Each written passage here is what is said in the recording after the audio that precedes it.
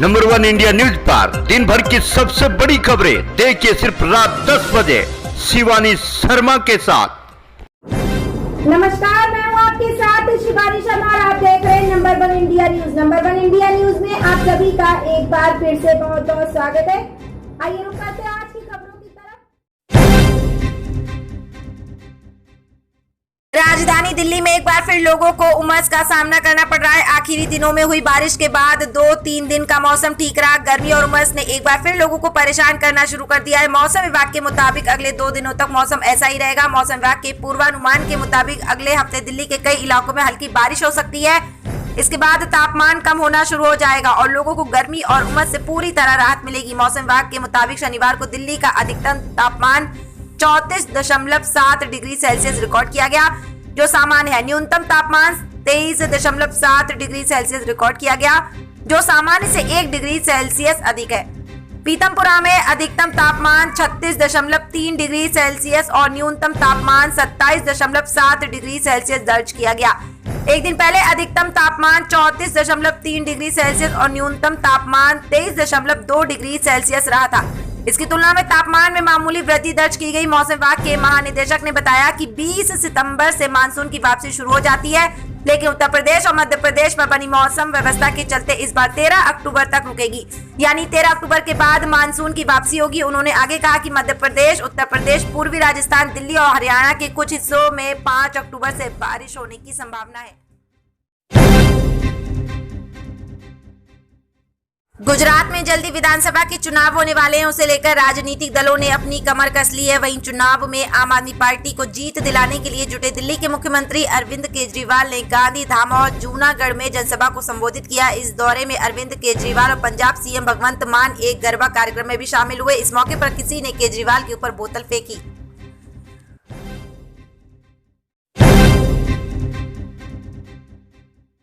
Indonesia में एक football match के दौरान भयानक मंजर देखने को मिला। यहाँ 2 फुटबॉल टीमों के समर्थक आपस में भिड़ गए, जिसके बाद ये झड़प इतनी हिंसक हो गई कि अब तक इसमें 127 लोगों की मौत हो चुकी है। ये घटना पूर्वी जावा के मलंग रिजेंसी के कंजुरुहान स्टेडियम में हुई। रिपोर्ट्स के मुताबिक अरेमा एफसी और पर्सबॉय सुराबाया के बीच मैच चल रहा था। इस बीच अरेमा की टीम हार गई, जिसके बाद अपनी टीम को हारता देख बड़ी संख्या में प्रशंसक मैदान की ओर भागने लगे। इस दौरान कुछ लोगों ने खिलाड़ियों पर हमला कर दिया। इस घटना से जुड़े कई वीडियो सोशल मीडिया पर वायरल हो रहे हैं, जिसमें दिख रहा है कि लोग मैदान में घुस गए और सुरक्षा कर्मियों पर सामान फेंकने लगे। वहीं पुलिस लोगों पर लाठीचार्ज कर रही है और लोगों पर काबू पाने के लिए आंसू गैस के गोले छोड़ रही है।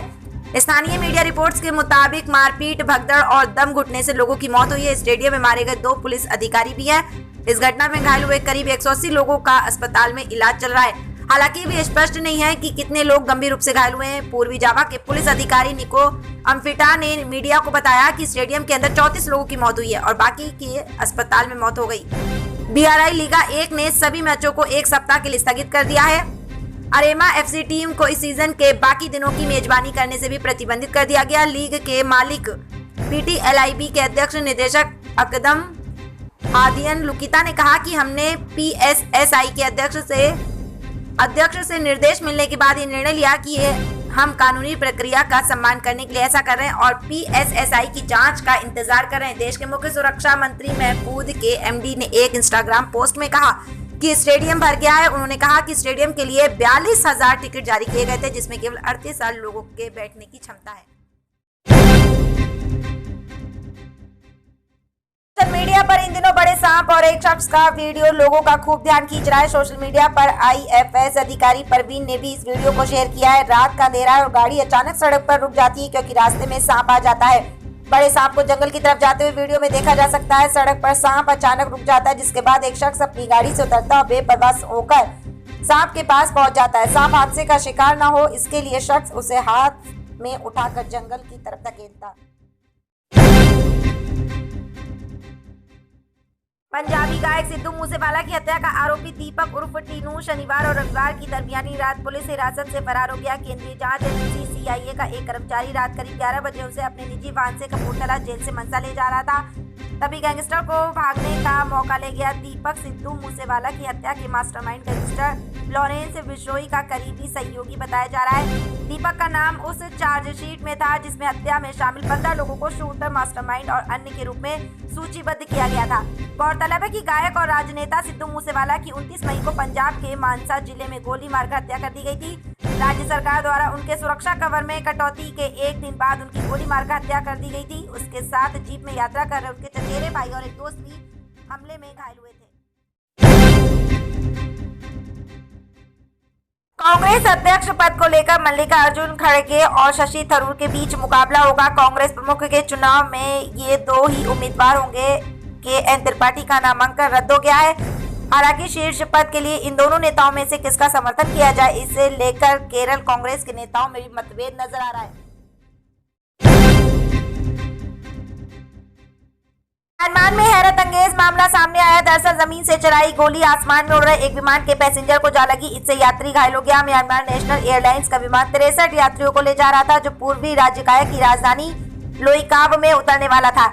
हैरान करने वाली तस्वीरों में विमान में गोली का छेद दिखाई दे रहा है और एक पुरुष यात्री खून से लथपथ अपनी सीट पर बैठा है। उसने अपने कानों में टिश्यू लगा रखा है ताकि खून को रोका जा सके। विमान के निचले हिस्से में गोली तब लगी जब वह 3500 फीट की ऊंचाई पर उड़ रहा था।